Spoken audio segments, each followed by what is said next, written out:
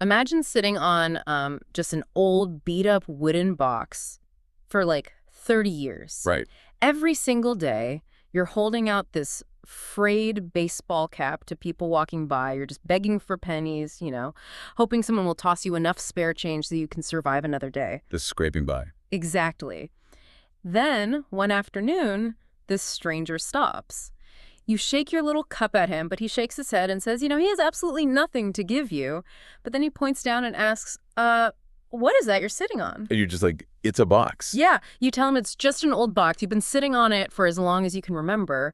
But he insists, right? He says, look inside. So, you're annoyed by the interruption, but you pry open the lid. Yeah. And you just stare in absolute shock. Because of what's in it. Because the box, the exact thing you've been sitting on while begging for scraps your entire life, is literally filled to the brim with solid gold. You have been a millionaire for decades. But you were entirely focused on the pennies outside of you. It's a powerful image. It really is. So, today on this deep dive, we are proving that you, listening to this right now, wherever you are the beggar. And together, we are going to crack open that box. We really are. We're unpacking a fascinating of this profoundly influential spiritual text.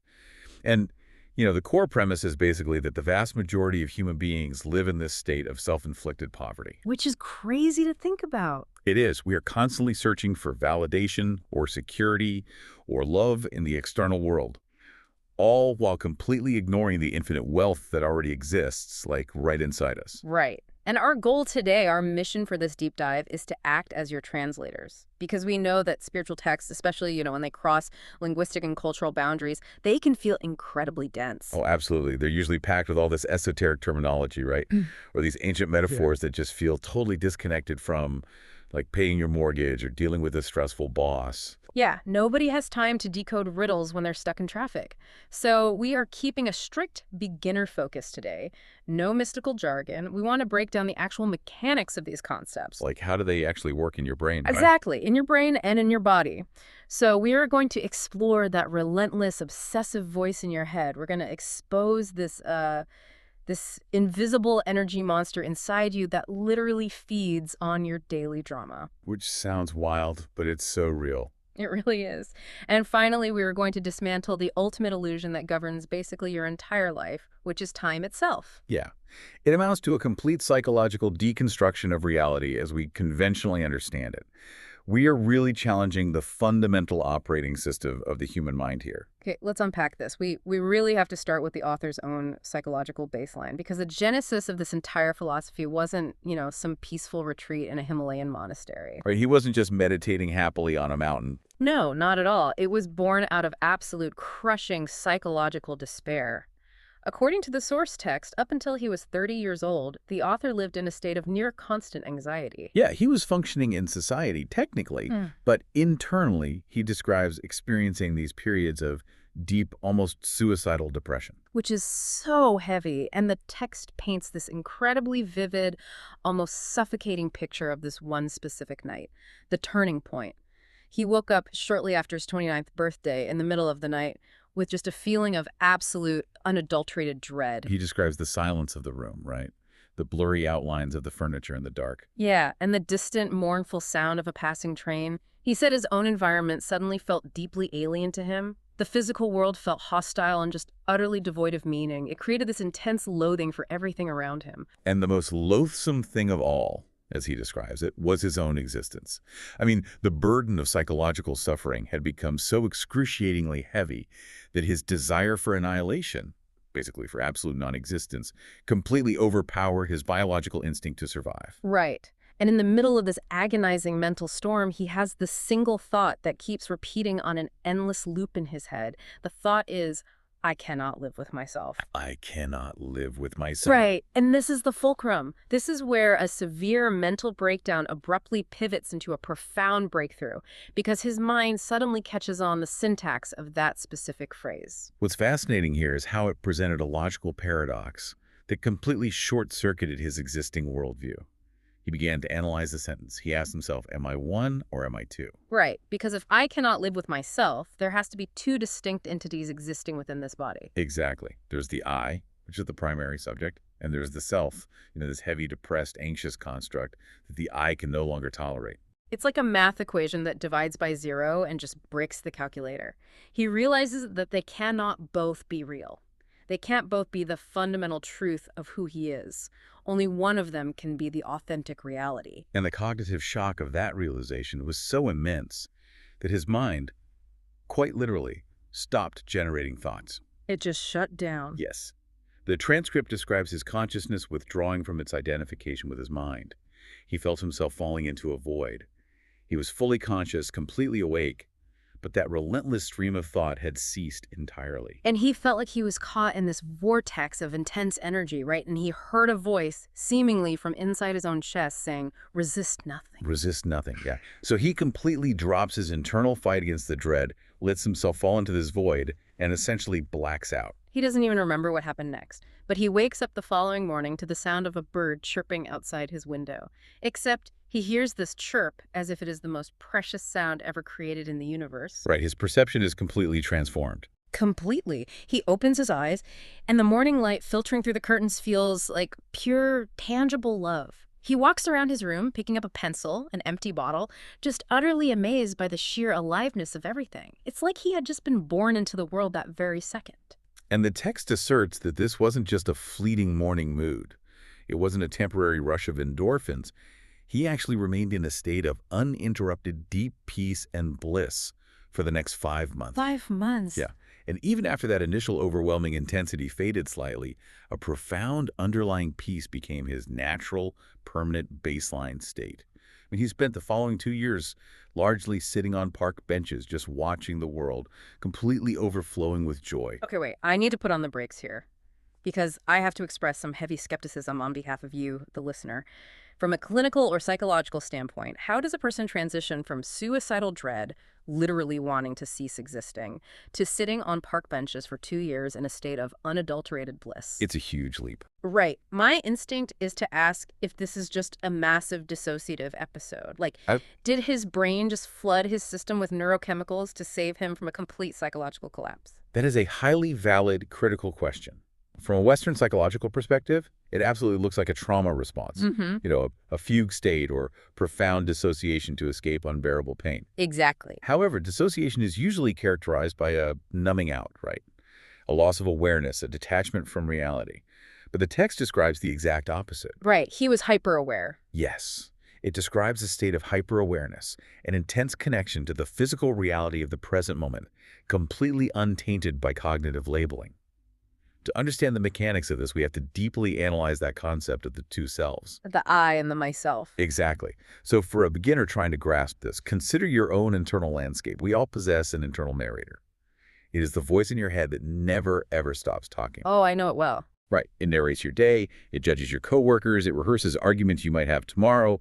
It constantly relives embarrassing moments from a decade ago. That continuous stream of mental noise is the mind-made self. It is a construct built entirely of past memories and future anticipations. It's basically the character we play in the movie inside our own heads. But underneath that narrator, there is something else. There is an entity that is listening to the narrator. Ah! There's a pure awareness that observes the thoughts arising and falling. During that night of intense suffering, the psychological pressure of his agony reached an absolute breaking point. The text explains that this intense pressure forced his underlying consciousness to completely withdraw its identification with the unhappy, fearful, mind-made self. He essentially decoupled the I from the myself. He realized he wasn't the voice, he was the space in which the voice was echoing, and once the attention was withdrawn, the voice just collapsed. The author compares it to pulling a plug out of an inflatable toy. Oh, I like that. Without the air of his conscious attention filling it, the false self deflated instantly. And when the noise and the false history-burdened identity vanished, what remained was his true nature, the pure consciousness prior to its identification with physical or mental form. It makes me think of formatting a corrupted hard drive. The computer is freezing, crashing, it's completely unusable because a virus has taken over the operating system. And the virus is the false self. Exactly. The virus is the ego. When you wipe the drive, you don't destroy the computer, you actually restore it to its pristine, original functioning state. And this realization of our original state leads us directly back to the beggar sitting on the gold box. Right, because the author openly states that he is the stranger in that parable. He has no magical powers to impart. He has no secret external knowledge that will suddenly solve all your problems. He's just pointing. His entire philosophy is simply pointing down at the box you are already sitting on, urging you to look inside. Because we spend our entire lives begging for scraps. We beg for validation from our partners. We beg for status from our careers. We beg for a fleeting sense of security from our bank accounts. We're constantly trying to acquire things in the external world to fill a psychological hole inside us. Right, completely ignoring the infinite wealth of our own existence. And the text defines this internal wealth as enlightenment, or in the Hindi transcript, atmagyan. And it takes great pains to strip away all the cultural baggage surrounding that word. Because it has a lot of baggage. Tons. Enlightenment is fundamentally misunderstood in modern culture. Yeah. We view it as a superhuman achievement, right? Like a destination only reachable by meditating in a cave for 40 years. Yeah, we treat it like an Olympic gold medal for spirituality. Exactly. But the author insists it is nothing of the sort. It is not an altered state. It is simply your natural state of felt oneness with being. In the Hindi text, the term used is astitva, and the deliberate use of this terminology is so crucial for understanding the philosophy. Yeah, my immediate question when reading the source was about that terminology. Why use a word like being or astitva? Why not just use the word God or the universe? Isn't he just talking about the divine? The text addresses this explicitly, actually. It argues that the word God has become a closed concept. Over thousands of years of human history, it had been heavily burdened by misuse. That makes sense. When most people hear the word God, their mind immediately generates an image, a localized entity, often anthropomorphic, existing somewhere out there. This creates a duality. There is you and there is God, separate from you. Right. Furthermore, because it is a mental image, people naturally argue, fight, and go to war over whose mental image is the correct one. The word creates a mental idol. It takes something infinite and puts a rigid conceptual boundary around it. Exactly. Being, or astitva, on the other hand, is an open concept. You cannot form a mental image of being. Nobody can claim exclusive rights to it. It points to the invisible, fundamental essence of reality. The life energy. Yeah, the underlying life energy that animates you and everything around you. And crucially, it is accessible to you right now, immediately. Simply as the feeling of your own presence, the profound realization of I am before you attach any modifiers to it. Not I am a doctor, or I'm sad, or I'm tired. Just the pure, unadulterated reality of I am. The Buddha actually had a brilliant way of framing this state to avoid that trap of mental imaging. Yes, the Buddha simply defined enlightenment as the end of suffering. It is an entirely negative definition. He doesn't say, enlightenment is a state of eternal joy, glowing auras, and singing angels. He just tells you what it isn't. Because if the Buddha had painted a picture of infinite bliss and ecstasy, the human mind would have immediately turned it into an impossible goal. It would have become a prize to strive for in the future, which just creates a sense of lack in the present. Right. I don't have bliss now, so I must suffer until I get it. Exactly. By defining it merely as the end of suffering, he points to the natural state of clarity and peace that remains when the mind's dysfunction is finally removed. You don't have to build enlightenment. You just have to stop actively creating suffering. But, okay, if enlightenment is our natural state, if we are literally sitting on a box of solid gold from the moment we are born, why is it so incredibly rare? Why is the entire human race acting like starving beggars? What is the specific mechanism blocking us from our own astitva? The text argues that the single greatest obstacle to experiencing being is our obsessive identification with the mind, specifically the disease of compulsive thinking. And to illustrate this, the author challenges one of the foundational pillars of Western philosophy. Right, René Descartes. Yes. Descartes famously proclaimed, I think, therefore I am. He sat down, doubted everything in the universe, and concluded that the only thing he could absolutely prove existed was his own thinking mind. He believed he had discovered the ultimate truth of human existence. But the author of our text argues that Descartes actually articulated the most basic, catastrophic error of the human condition. He really does. Descartes equated existence with thinking. He reduced the vast, infinite mystery of human consciousness to the tiny, mechanistic function of cognitive processing. It's like saying, I have a heartbeat, therefore I only a heart. Wow, yeah. We assume that because we think. Our thoughts are who we are. But the text argues that thinking is just a tiny fraction of consciousness. When we identify completely with our thoughts, we lose touch with the vastness of our true existence. We become trapped in a tiny, noisy room inside our own heads. To understand how we became trapped, we Right. need to look at what the mind actually is from an evolutionary standpoint, because the mind is a brilliant, highly specialized instrument. It's a survival machine. Right. It excels at gathering information from the environment, storing data, analyzing threats, predicting outcomes. I mean, the mind is why we can build suspension bridges and split the atom. But the text makes a massive distinction, though. The mind is brilliant at mechanics, but it is entirely devoid of true intelligence or creativity. Wait, really? The mind isn't creative. According to this philosophy, no. True creativity, deep insight, profound beauty, pure love, and authentic joy do not originate from the analytical mind. They emerge from a place beyond the mind, from that deeper space of astittva. Okay, I see.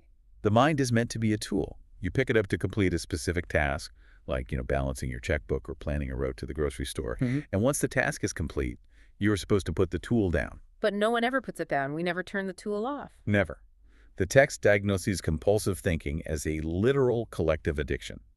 And the hallmark of any addiction is the loss of choice.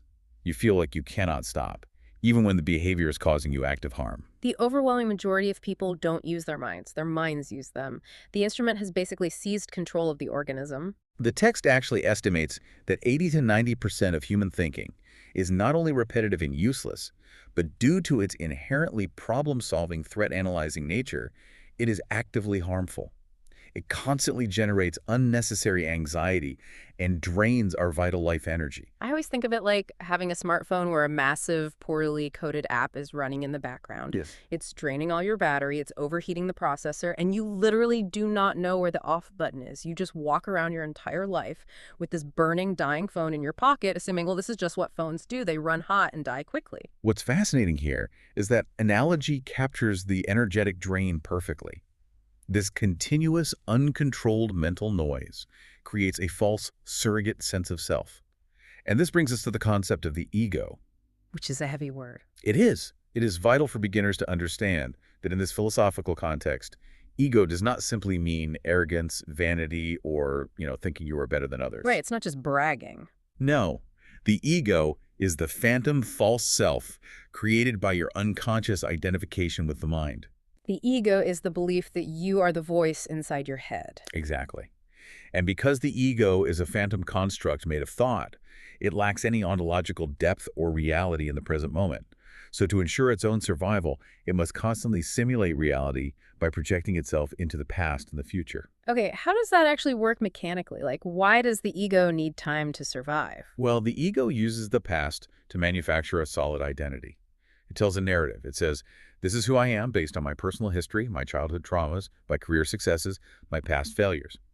If you strip away a person's past, the ego panics and asks, who are you? It derives its entire shape from memory. Right, it needs the backstory. And conversely, the ego uses the future to promise salvation and fulfillment. It says, I am not complete right now, but I will finally be happy and at peace when I get that promotion, when I find the perfect romantic partner, when I finally retire to the beach. So it's never satisfied with right now. Never. The ego simply cannot survive in the pure, unadulterated present moment, because in the present moment, there are no problems to solve and no identities to defend. So it's basically a time-traveling phantom. It only exists in memory and anticipation. But the real issue is that this mental noise isn't just floating harmlessly in the ether. This continuous projection into past regrets and future anxieties has a direct, profound physiological impact on the human body. Yes. Which brings us to the fascinating way the text redefines human emotion. The author provides a highly specific clinical definition of emotion here. Yes, yeah. Emotion is the body's physical reaction to your mind. It is a biological reflection of your mental state. So if I have a sudden cognitive thought that I am being threatened, say, I remember I forgot to pay a massive tax bill, my body reacts instantly. Immediately. My chest physically contracts, my adrenal glands dump cortisol into my bloodstream, my heart rate spikes, and we label that physical sensation fear. Exactly. The body is continually translating your conscious and unconscious thoughts into physical sensations. The text offers a very useful diagnostic tool, actually.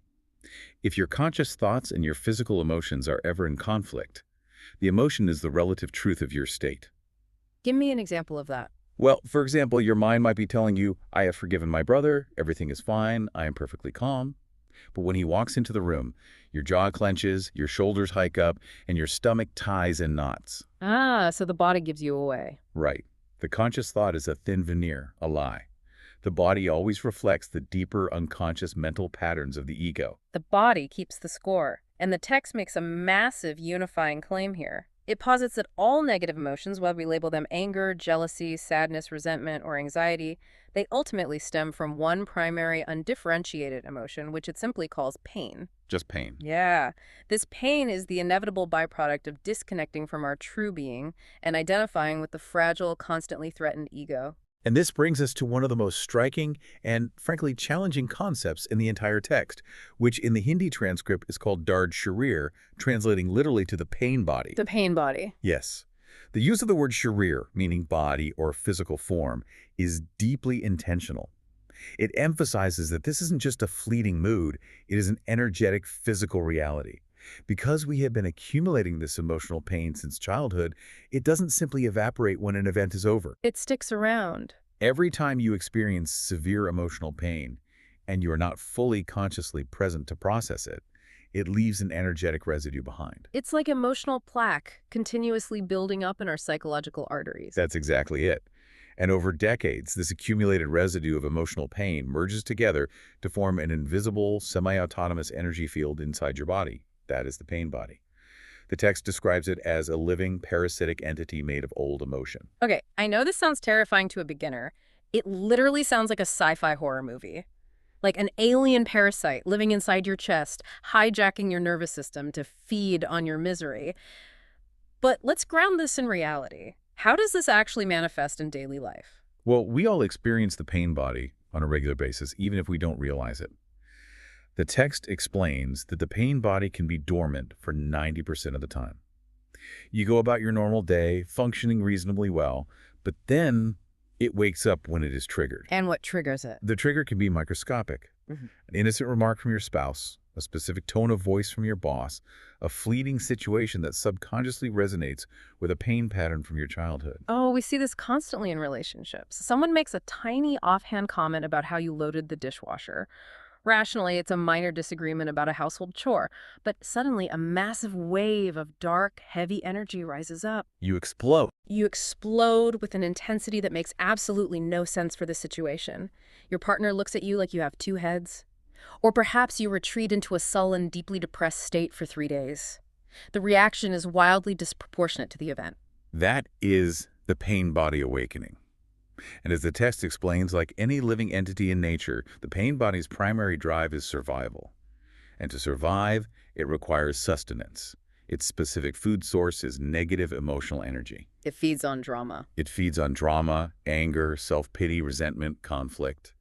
When the pain body takes over your system, it actively alters your thought patterns to be entirely negative. It literally hijacks your mind to generate more pain so it can consume it. So it actually wants you to be miserable. It wants you to pick a fight with your partner because the resulting conflict and yelling generates the exact emotional frequency it needs to survive. Precisely. So the obvious desperate question is, how on earth do we fight this thing? The guidance from the text is deeply counterintuitive to our Western problem-solving mindset. You absolutely do not fight it. You don't fight the monster hijacking your brain. Fighting implies resistance. To fight the pain body, you have to generate anger or frustration toward it, which is negative energy. Resistance creates more pain, which is precisely what the pain body wants. Oh, you're just feeding it. You're just feeding it from a different angle. Instead, the author suggests using a form of spiritual alchemy. You transmute the energy. The precise moment you notice the pain body waking up, you feel that heavy mood descending, that sudden irritation, that intense desire to create drama, you simply turn your internal attention toward it and observe it. I often think of it like dealing with a stray cat. Okay, tell me more. Well, if you put out a bowl of milk every time the cat meows at your back door, it is going to keep coming back every single night. The milk is your anger, your reaction, your engagement with the drama. If you want the cat to leave, you don't open the door and fight the cat, you just look at the cat through the window. Right. You watch it meow, you acknowledge it is there, but you refuse to open the door and feed it. Eventually, realizing there is no food, the cat stops showing up. What's fascinating here is that that is an incredibly apt mechanistic analogy. Yeah. You watch the pain without cognitively judging it. You don't say, oh no, I'm angry again, I'm a terrible, unevolved person. That judgment is just the ego sneaking in through the back door. Yeah, you can't judge it. You simply observe the physiological sensation. You say to yourself, ah, the pain body is currently active. I feel a heavy, burning energy in my chest. By observing it objectively, you bring the intense light of conscious presence to it. The pain body is fundamentally an unconscious entity. It absolutely relies on your unconscious identification with it to survive. So the moment you realize I am feeling the pain, therefore I am not the pain, it loses its grip on your mind. Yes. The text uses the image of an animal trying to eat its own tail. The pain body cannot survive being watched by conscious presence. It cannot feed when you're observing it. However, the text warns of a massive psychological trap that catches almost everyone who attempts this. And the trap is that we secretly, desperately want to be our pain. If I have lived with my pain body for 30 years, if I have built my entire life narrative around being the victim, the tragic sufferer, or the angry rebel fighting the system, that pain forms the core of my identity. It's who you are. Exactly. To observe it and let it dissolve feels like a form of psychological death. I'm terrified of losing my identity. I would rather stay in familiar misery than step into the unknown freedom of having no problems. We cling to our chains because they define the shape of our lives. Yeah. But if we trace this pain back to its source, we realize we generate it because our ego is obsessively projecting into the past and future. Therefore, to truly stop feeding the pain body and dissolve the ego, we have to slay the root cause. We have to address the ultimate illusion that governs human existence. Time.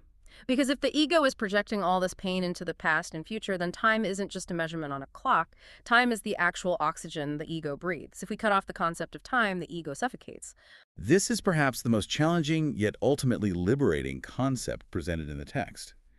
The author states unequivocally that time and the mind are inseparable. If you completely remove the concept of time from your awareness, the compulsive mind stops functioning. But time is real, isn't it? I mean, I have a watch on my wrist, the sun goes up and sets, I am getting older, I have a mortgage payment due on the first of the month. Right, and the text draws a rigid distinction here between two types of time: clock time and psychological time. Clock time is purely practical. It is scheduling a meeting.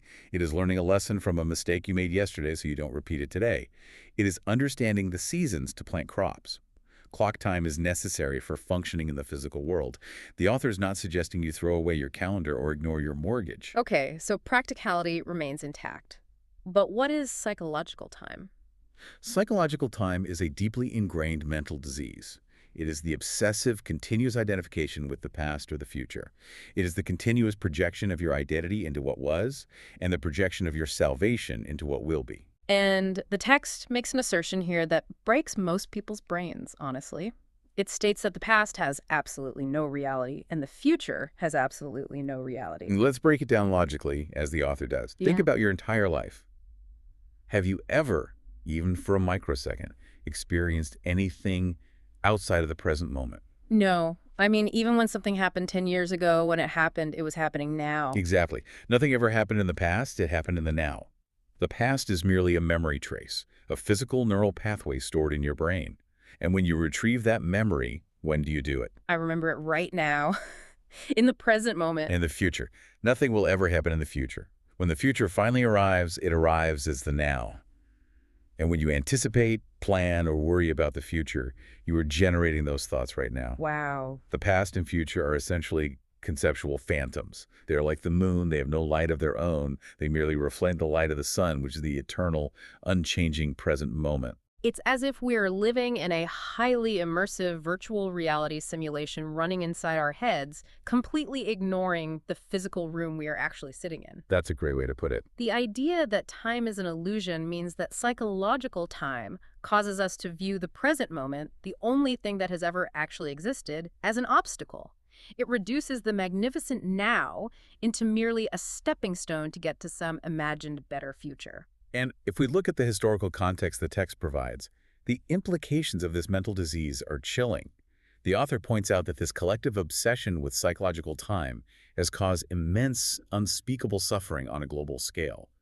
He specifically points to the ideological movements of the 20th century. Right. He uses the rise of communism and other utopian ideologies as the ultimate example of psychological time gone mad. The text references the roughly 50 million people who were killed in Soviet Russia, Communist China, and elsewhere under these regimes. Hmm. And we want to be clear, we're just reporting on the source material here. But the text asks, why did this happen? Because the ideology operated on the fundamental assumption that the highest good, the ultimate utopia, existed in the future. The perfect future. The belief was that once the perfect equal society was achieved, humanity would be saved. And because that future was considered the absolute sacred goal, any means required to get there, even if it involved mass murder, torture, and deliberate starvation in the present moment, were considered entirely justified. That is utterly terrifying. It is the extreme logical conclusion of living in the future. The belief that heaven is arriving tomorrow inevitably creates a literal hell today. We sacrifice the present moment on the altar of the future. Exactly. On a personal, everyday level, the tragedy is slightly less bloody, but equally profound.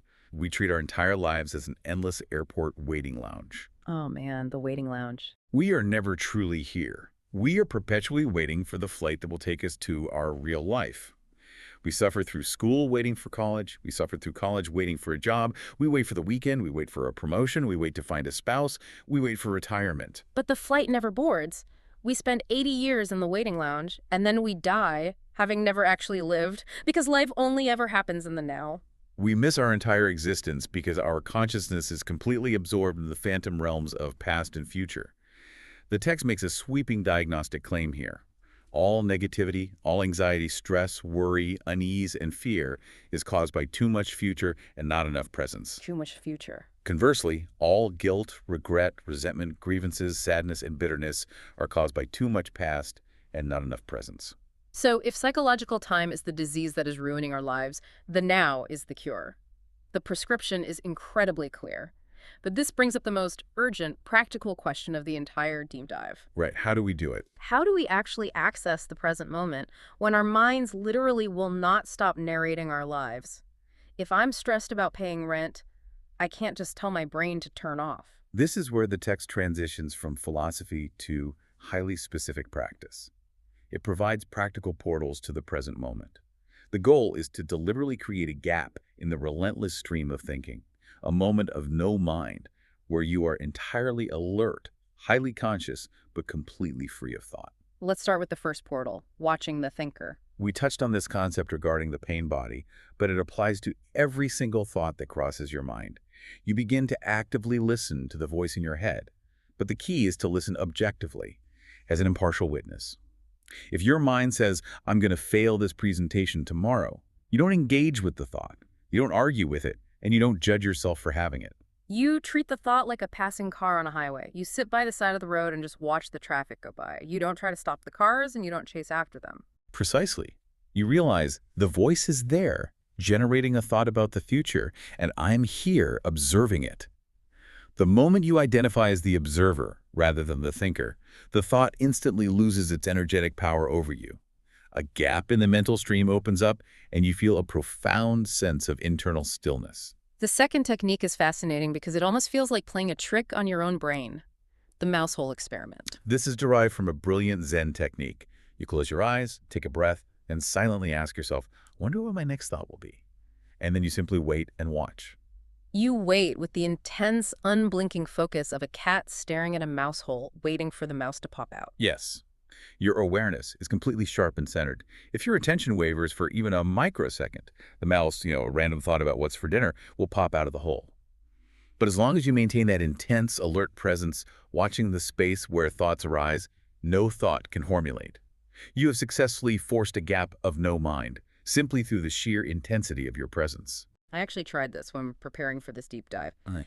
It is astonishing how well it works. It's like the mind gets stage fright. Because you are watching it so closely, it freezes. It's hilarious, but it proves that thought cannot survive intense conscious scrutiny. The third portal is how you begin to integrate this presence into your daily life, rather than just doing it during formal meditation. It is called routine as meditation. You take an ordinary, mundane activity that you normally treat purely as a means to an end, and you give it your absolute 100% undivided attention. Washing your hands is a great example. When you stand at the sink to wash your hands, you don't let your mind race forward to the email you need to send when you get back to your desk. You pull your attention entirely into the sensory reality of the moment. You feel the exact temperature of the water hitting your skin. You really tune in. You listen to the specific sound it makes splashing against the porcelain. Mm. You smell the scent of the soap.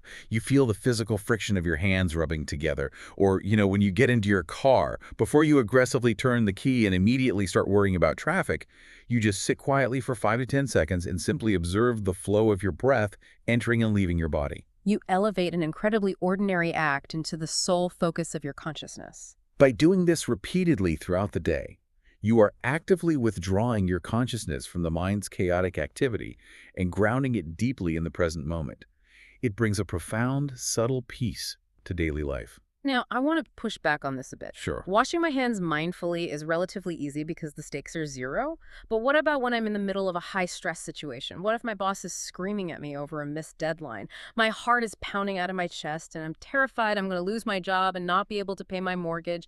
How on earth do I watch the thinker when the thinker is in full-blown survival panic mode? That is the ultimate crucible for these practices, and it leads directly into the fourth and perhaps most powerful portal the text offers: the inner body. When the mind is in a panic state, trying to use the mind to calm the mind is like trying to put out a fire with gasoline. It just makes it worse. Exactly. The author suggests aggressively directing your attention away from your head and down into your physical body. Right now, as you are listening to this, can you feel the subtle life energy inside your hands? Not by moving your fingers or looking at them, but just closing your eyes and feeling the aliveness inside them. Yes, if I focus, it feels like a very slight tingling, a warmth, or a subtle vibration. Once you locate that feeling in your hands, you expand your awareness. You feel that same tingling aliveness in your feet, your legs, your abdomen, your chest, until you feel your entire body as a single, vibrating field of energy. And how does this help me when my boss is screaming at me? It alters your physiological reality. When your boss is yelling, your mind projects into the future. I'm going to get fired. I'll be homeless. This psychological time triggers your amygdala. Your sympathetic nervous system floods your body with adrenaline and cortisol. You are in a fight or flight state over a spreadsheet. Literally panicking. By forcing your attention entirely into the inner feeling of your body, you withdraw the energy from the panicked mind. The mind literally cannot maintain a complex narrative about the future while your full attention is anchored in the physical sensation of the present. So it forces a reset. As the mental noise stops, your parasympathetic nervous system engages. Your heart rate slows. The cortisol flood halts. You remain completely alert to what your boss is saying, but you are no longer suffering from an internal panic attack. The text makes an incredible claim about this practice regarding physical aging, too. It says that inhabiting the inner body actually slows down the cellular aging process. Yes, and we can look at the biological mechanism behind that claim. Chronic psychological stress, which is essentially living in psychological time, constantly worrying about the past and future, keeps the body in a continuous low-grade state of emergency. Cortisol just keeps flowing. This chronic cortisol exposure accelerates cellular degradation and shortens telomeres, which are the protective caps on your DNA. By shifting your consciousness into the inner body and arresting the mind's stress generation machine, you stop poisoning your own cells. You allow the body to rest and regenerate in the present moment. Beyond the biological benefits, the text states that the inner body is the spiritual threshold between your physical, temporal form and the unmanifested, the invisible source of all life energy, often referred to in Eastern traditions as qi. The author posits that this shift from time to presence is not merely a stress management technique. It is a required evolutionary leap for human consciousness. We are currently a species possessed by a malfunctioning, overactive tool: the egoic mind. Our collective obsession with the future and our desperate need to consume resources to fill our internal emptiness has brought the planet to the brink of ecological and social collapse. The pollution of the planet is just an outward physical manifestation of our internal mental pollution. We treat the Earth exactly the way we treat the present moment, as a means to an end, something to be exploited for future gain. Awakening to the present moment, shifting from being controlled by the compulsive mind to using the mind merely as a focused tool, is an evolutionary imperative. It is quite literally how we survive as a species. That is a staggering macro perspective. But let's bring it back down to the micro personal level. When we step into the Now, when we practice these portals and begin to dissolve the ego, it completely revolutionizes how we relate to the world, and most importantly, how we relate to the people around us. It changes everything. Which leads us to the final major theme: suffering, surrender, and relationships. The text makes a definitive, uncompromising statement. All suffering, every ounce of psychological pain you experience, comes from resisting what is. We fight reality. Yes. Pain is a biological inevitability in life. Physical bodies get sick, accidents happen, loved ones pass away, financial situations collapse. But suffering is entirely different. Suffering is the mental story we layer on top of the pain. It is the ego screaming, "This shouldn't be happening to me. This is unfair. I reject this reality." We argue with the universe, and the universe has a 100% win rate. When we fight reality, we suffer. And we see this resistance play out most dramatically and destructively in our intimate relationships. Relationships are the ultimate testing ground for conscious presence. Remember how we established that the ego needs to be right to solidify its identity? For the ego, being proven wrong feels akin to a psychological death. It diminishes its fabricated sense of self. Yeah. This desperate need to be right is the root cause of almost all arguments and bitterness in relationships. We fight to the death with our partner over who left the kitchen lights on. Not because the electricity bill is going to bankrupt us, but because admitting that we forgot feels like a profound threat to our ego's identity as a responsible, flawless person.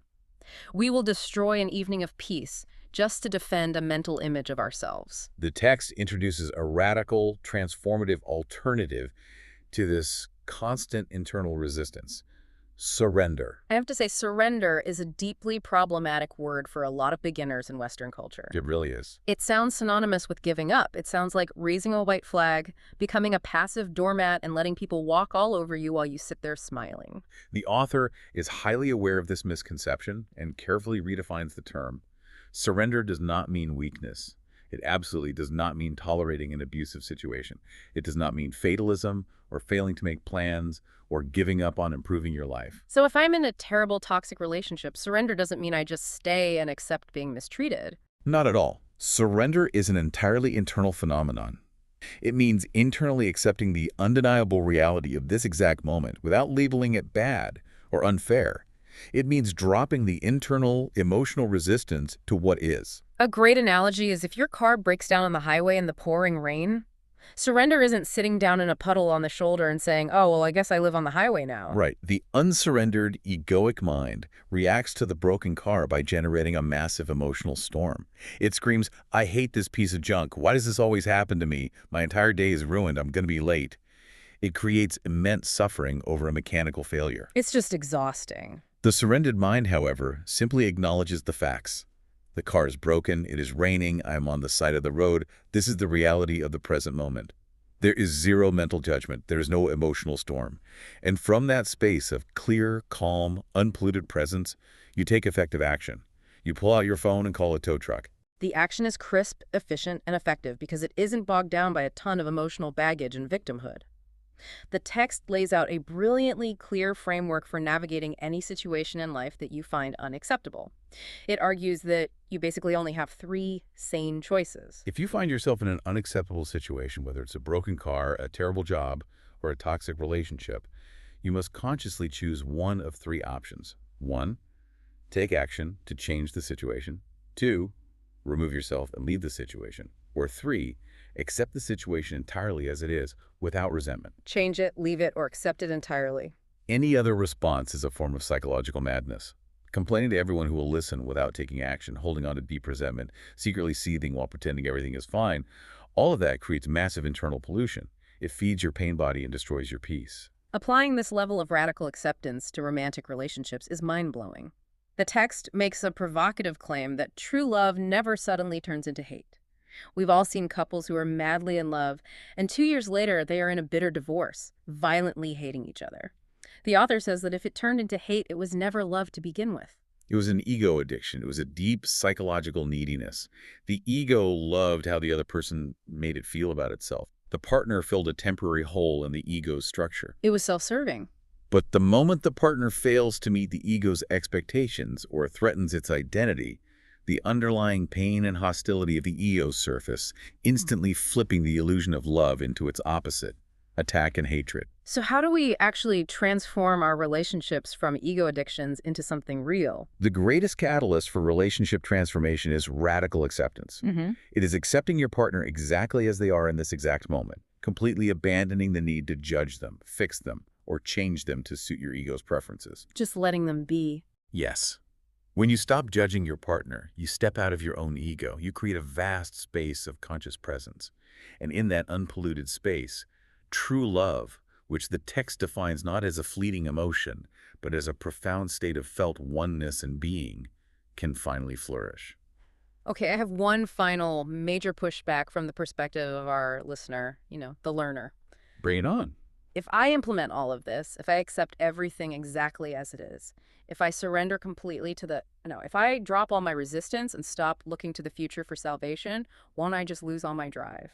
How do I achieve goals, build a successful business, or improve my family's living situation if I'm perfectly content just washing my hands and sitting on a park bench in the present moment? Doesn't this philosophy kill ambition? That is the most common fear people have when approaching Eastern philosophy from a Western mindset. It makes sense. The text clarifies this beautifully, though. You do not have to drop your goals. You can still pursue a career, build a business, write a novel, or seek to improve your financial situation. But the underlying motivation for those actions completely transforms. How does the motivation change? You no longer pursue these goals out of a desperate, unconscious psychological need to become someone. You don't tell yourself, I am a nobody now, but I will finally be worthy of love and respect when my company goes public or when I make $1 million. You realize deeply that you are already whole, complete, and infinite in the realm of being. You remember that the gold is already inside the box you were sitting on. You don't need the pennies. Exactly. Because you are no longer operating out of a sense of lack or a terrifying fear of failure, the action you take comes from a completely different energetic frequency. It comes from a joyful, creative, playful energy. That sounds so much better. You are still playing the game of form in the physical world, but you know it is just a game. Your internal salvation does not depend on the outcome. You learn to focus entirely on the how, the intense quality and presence of your action in the present moment, rather than obsessing over the future result. You wash the dishes perfectly, simply for the joy of washing them, not just to have a clean kitchen so you can finally relax. You build your business joyfully, step by step, engaging fully with your team today, rather than grinding miserably for 10 years just to reach an IPO. And the irony is, when you detach from the future outcome and focus intensely on the present action, the outcome is usually vastly superior anyway, because your work isn't contaminated by the paralyzing anxiety of the ego. Yes, you begin to separate your life situation from your life. Your life situation exists in time. It involves your finances, your health, your relationships. Your life situation is always going to have problems that need solving. But your actual life, your deep conscious existence, exists only now. And in the now, your life is always whole, always perfect, and entirely untouched by the chaos of the world. It's incredibly liberating. Wow. Okay, let's synthesize this incredible, sweeping journey we've just been on today. We started in a very dark place, a mind trapped in an endless, suicidal, internal monologue. We discovered through the author's profound psychological break that this voice, this narrator, is not who we are. It's a false ego, a phantom construct that survives by projecting us constantly into the anxieties of the future and the regrets of the past. We identify the Dard Sharir, the pain body, the invisible accumulated energy monster created by unobserved emotional trauma that physically resides in our nervous system, feeding on our unconscious drama and conflicts. You realize that the cure to all of this madness, the way to starve the ego and the pain body, is to step completely outside of time itself. To recognize that psychological time is a collective mental disease, and the only authentic reality is the eternal now. We explored highly practical portals to anchor ourselves in that reality, shifting our attention into the subtle energy field of our inner body to downregulate our nervous system, deeply watching the silence between our thoughts like a cat at a mouse hole, and turning mundane routine tasks into profound moments of presence. And finally, we learned that true surrender isn't giving up. It is dropping our futile mental resistance to reality. It is making the conscious choice to change, leave, or completely accept our circumstances, which allows us to act with clarity, authentic love, and joyful, playful energy rather than crippling fear. You, listening to this right now, you do not need to endure a severe mental breakdown, and you certainly don't need to quit your job and live on a park bench for 2 years to find this profound peace. The power is quite literally available to you in this exact second. In whatever room or car or train you are currently sitting in, you are sitting on the box of gold. The only thing keeping you from opening the box is your attention being hopelessly scattered into the phantom illusions of yesterday and tomorrow.